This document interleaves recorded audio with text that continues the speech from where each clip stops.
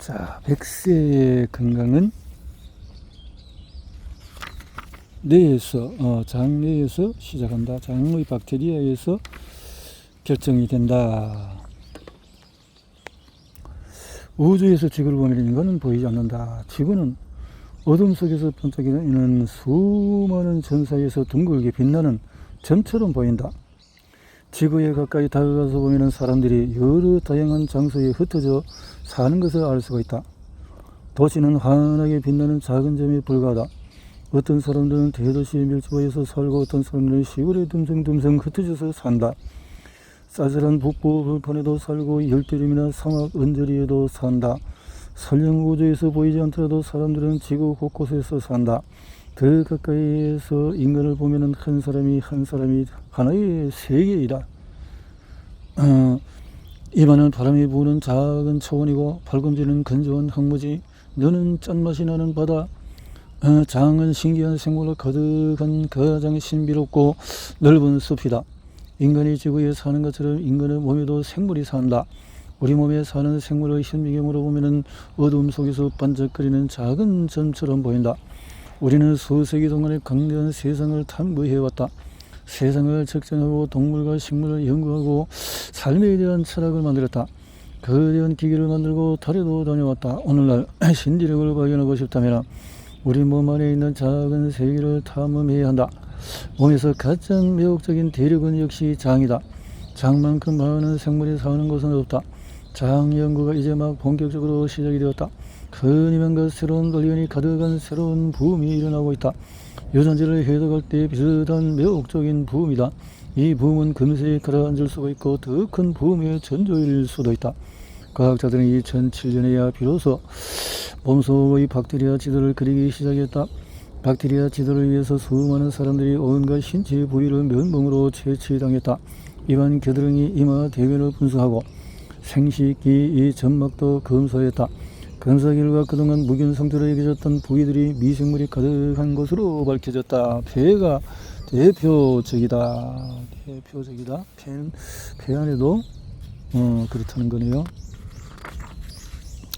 장은 박테리아 지도 제작에서 단연 최고의 난이도를 자랑한다. 우리 몸 안에서 분주히 움직이는 미생물의 99%가 장에 산다. 99%. 몸속 생산 관리자 박테리아. 우리가 아는 박테리아는 세포 하나로 구성된 작은 생물이다. 어떤 박테리아는 아이슬란드의 뜨거운 온천에 살고 어떤 박테리아는 개의 차가운 코에 산다. 등등등등. 우리는 서핑하는 선수를 보며 감탄하지만 재채기를 할 때 코에서 얼마나 멋진 서핑 장면이 연출되는지는 전혀 생각하지 않는다. 우리는 운동하고 기분 좋게 땀을 닦지만은 이때 운동화 속의 기후 변화에 기뻐하는 박테리아에게 대해서는 아무도 생각하지 않는다. 우리는 몰래 손가락으로 케이크를 조금 파먹고 아무도 못 봤을 것이라고 생각하지만 이때 뱃속에서 박테리아들이 큰 소리를 친다. 케이크! 온몸 안에 있는 미생물 광고의 모든 새로운 소식을 정확히 전달하면 적어도 BBC나 CNN 정도의 규모는 되어야 할 것이다. 대다수의 박테리아가 무해하고 오히려 건강에 도움이 된다는 인식이 서서히 확산되고 있다. 이미 과학적으로 증명된 것들도 있다. 한 사람의 장에 사는 미생물의 총 무게는 200g에 달하고 그 수가 대략 100조에 이른다. 대변 1g 안에 있는 박테리아 수가 지구에 사는 인구 수보다도 많다. 박테리아는 소화가 안 되는 음식물을 쪼개고 장에 에너지를 공급하며 비타민을 생산하고 독이나 약을 분해하고 면역 체계를 훈련시킨다. 다양한 박테리아가 산, 가스, 지방 등 다양한 물질을 만들어낸다. 어떤 사람은 비타민 B를 생산하는 박테리아를 많이 가지고 있어서 신경이 더 튼튼하다. 어떤 사람은 실수로 먹은 곰팡이 빈 빵을 남들보다 빨리 몸 밖으로 내보낼 수가 있다. 박테리아에 대해서 제대로 모르던 사람들은 박테리아를 식물로 여겼다. 그래서 장박테리아를 식물군이라는 뜻으로 플로라라고 표현했다. 플로라는 잘못된 표현이지만 박테리아를 이해하는 데 도움이 된다. 소화기관의 윗부분에는 박테리아가 거의 없고 대장과 직장 같은 아랫부분에는 무수히 많다. 어떤 박테리아는 소장에 서식하고 어떤 박테리아는 오직 대장에서만 산다. 맹장을 좋아하는 박테리아도 있고 점막에 얌전히 붙어있는 박테리아도 장세포에 접근하는 저돌적인 박테리아도 있다. 장내 미생물을 개별적으로 파악하는 것은 쉽지가 않다. 서식지에서 미생물을 꺼내기가 쉽지 않기 때문이다. 실험실에서 배양액에 옮겨 관찰하려고 해도 미생물은 쉽게 협조하지 않는다. 피부에 사는 박테리아는 실험실에서 제공하는 먹이를 먹으며 빠르게 증식하지만 장 박테리아는 그렇지가 않다. 소화기관에서 사는 박테리아의 절반 이상이 우리 몸에 너무 익숙해진 나머지 몸 밖으로 나오면 살지 못한다. 장이 곧 그들의 세계다. 그들은 장에서 산소로부터 보호받고 축적한 온기와 음식물 찌꺼기를 즐긴다. 추측하건대 10년 전에는 많은 과학자가 사람들이 똑같은 장 박테리아를 가졌다고 주장했을 것이다. 실제로 대변을 배양액에 넣고 관찰하면 대장균 박테리아가 항상 발견되었다. 당시에는 그렇게 단순했다. 그러나 오늘 우리는 첨단기기를 이용해서 대변 1g의 분자를 조사하여 수십억 박테리아의 유전적인 잔존물을 발견할 수가 있다. 이제는 대장균이 장에 사는 미생물 중에서 1% 미만에 해당한다는 것을 안다. 장에는 수천 종 이상의 박테리아가 살며 여기에 바이러스, 혐오 왕국에서 온 소수자들, 건빵이 다양한 단세포 생물들이 추가된다. 이런 거대한 서식지를 감시할 감시관은 아마도 면역체계일 것이다. 면역체계의 주요 임무는 외부로부터 몸을 보호하는 것이다. 때때로 면역체계는 코로 불쑥 들어온 작은 꽃가루와 전쟁을 한다. 알레르기에 있는 사람은 여기에 반응해서 콧물이 흐르고 또 눈이 빨개진다. 이런 와중에 어떻게 수많은 박테리아들이 마치 대규모 음악 축제처럼 자유롭게 활동할 수 있을까? 면역체계와 박테리아.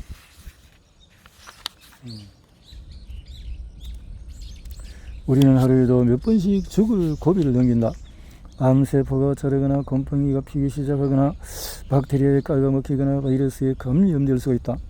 하지만 우리는 하루에도 몇 번씩 생명을 구원받는다. 면역체계 대부분 80%가 이 장에 있는데 그럴 만한 이유가 있다. 박테리아의 대규모 음악 축제의 메인 무대가 장이고 면역체계는 이 공연을 봐야 하기 때문이다.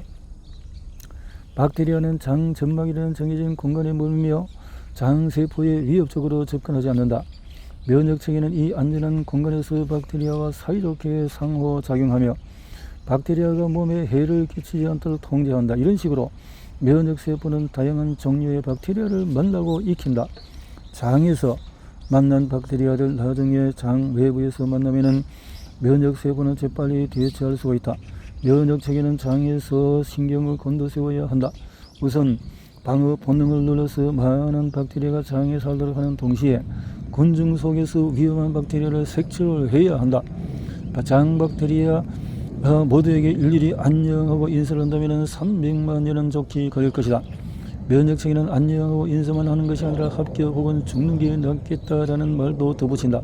조금 이상하게 들리겠지만 면역체계는 박테리아와 인간의 세포를 구별할 수 있어야 한다. 이것은 그리 간단한 일이 아니다. 어떤 박테리아는 겉모습이 인간의 체세포와 비슷하게 생겼다. 만약에 성홍열을 유발하는 박테리아가 몸 안에 들어왔다면 지체 없이 항생제를 먹는 게 낫다. 성홍열을 빨리 치료하지 않으면 면역체계가 혼란에 빠져서 실수로 관절이나 다른 신체 기관의 체세포를 공격할 수가 있다. 인후통을 유발한 박테리아를 공격해야 하는데 엉뚱하게 무릎 체세포를 공격하는 실수를 저지르는 것이다. 이런 일은 아주 드물지만 충분히 일어날 수가 있다. 청소년기에 나타나는 당뇨병에서 비슷한 상황을 목격할 수가 있다. 이 경우에 면역체계가 인슐린 생산세포를 파괴한다. 면역체계가 장박테리아와 훈련할 때 소통 문제가 있었던 것이 하나의 원인일 수가 있다. 그래서 이건 제1년 당뇨를 말하네요. 면역세포를 훈련시키는 박테리아.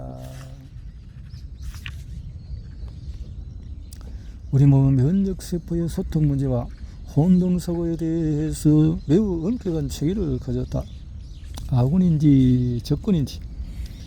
면역세포는 장에 있는 훈련소에서 외부 물질과 원만하게 잘 지내는 법을 배우는 동시에 외부 물질에 잘 대처하기 위해서 만반의 준비를 한다.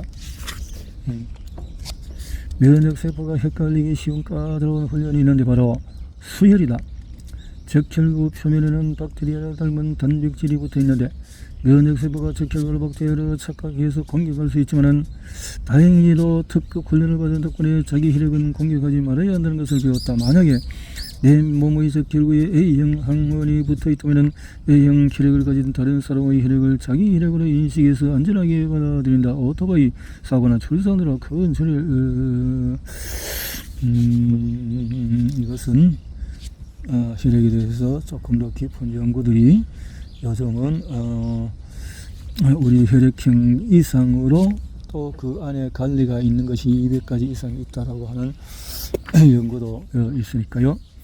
자, 반면에 적혈구에 다른 항원이 붙어 있다면 수혈을 받을 수가 없다. 면역세포가 낯선 적혈구를 박테리아로 인식해서 무섭게 공격하기 때문이다. 장 박테리아를 통해서 훈련하지 않는다면 우리는 혈액형이 없고 혈액을 아무에게나 자유롭게 나눌 수가 있거나 없거나 그렇겠죠. 장 박테리아가 거의 없는 신생아는 이론적으로 어떤 혈액이든 수혈을 받을 수가 있다. 아기의 면역체계와 장 박테리아가 어느 정도 형성된 후에는 동일한 혈액형의 혈액만 수혈을 받을 수 있다. 이것은 이런 연구는 벌써 오래된 연구인데 그런 것이 여기에 기록이 되어 있네요. 참고하고. 몸 상태를 변화시키는 장 박테리아.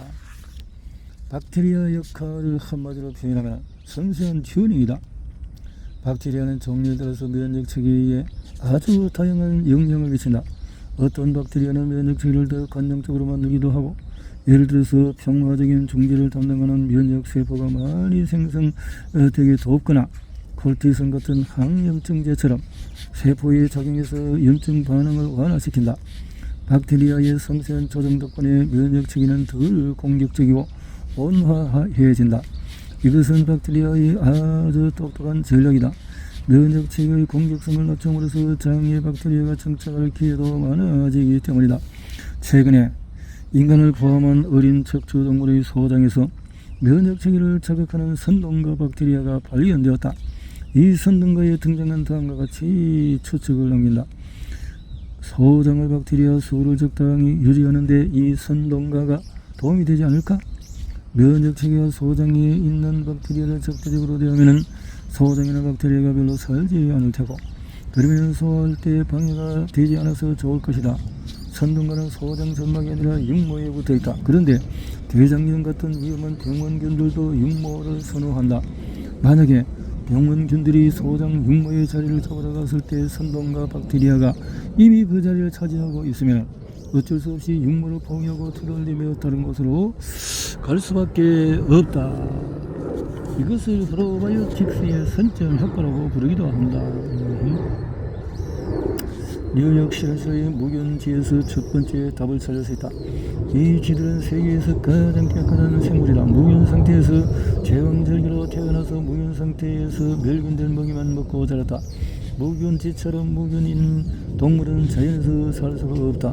건드리지 않은 공기에 균들이 섞여 있기 때문에 무균쥐로 실험할 때는 각별히 주의가 필요하다. 무균쥐 덕분에 연구자들은 면역체계가 완전히 작동하지 않을 때 무슨 일이 벌어지는지 관찰할 수가 있었다. 무균쥐에게 일반 쥐의 장 박테리아 혼합액을 주입하면 놀라운 강경을 목격할 수 있다.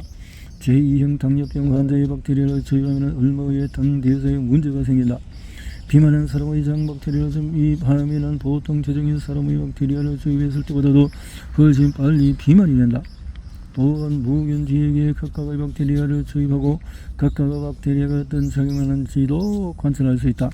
어떤 박테리아는 혼자 힘으로 무균의 혈액을 없앨 수가 있다. 이렇다면 면역력을 높이고 맹장을 보통 크기로 줄이고 식습관을 정상화한다. 어떤 박테리아는 아무것도 안 한다. 또 어떤 박테리아는 다른 박테리아의 도움이 있을 때만 효력을 낸다. 연구를 통해 우리는 크게 한 걸음 내디뎠다. 우리가 사는 세계가 우리에게 영향을 미치는 것처럼 몸 안에 있는 작은 세계도 우리에게 영향을 미친다. 있는 거죠.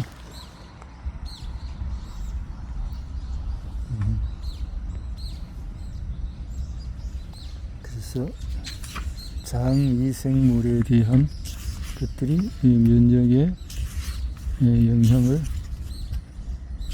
준다.